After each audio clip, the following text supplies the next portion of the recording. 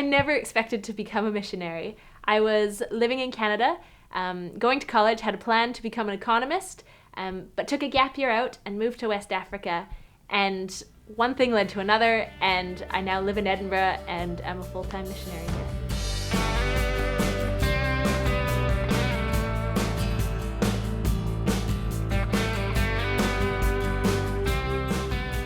So my name is Claire, and I'm a dancer and a missionary.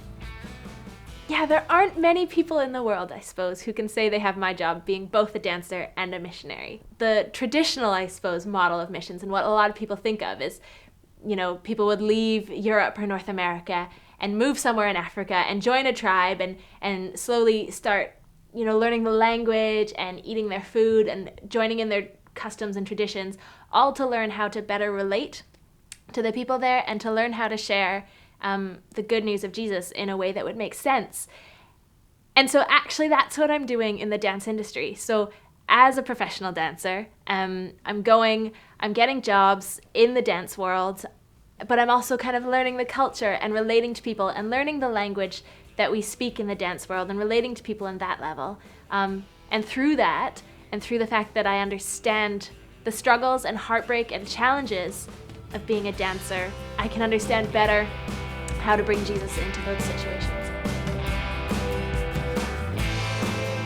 I really love seeing people have an encounter or an experience with God for the first time, and that looks all sorts of different ways, and sometimes people wouldn't even tell you it was God, but I love bringing people into a place where they understand something new about themselves, or they go away touched in some way they can't quite describe.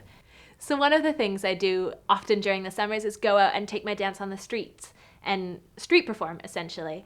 There was one year I was doing a solo that is based on beat poetry, so there's a story behind it, and I had a film photographer there working with me, and she caught these two girls who came along and were watching, and she grabbed a photo of them, and they just looked so captivated by the movement and by the story and what was going on.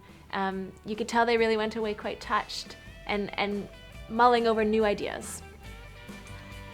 I love being a missionary. It's new, and so new can be scary. There's no roadmap to follow. There's no clear steps on this is how you should do this.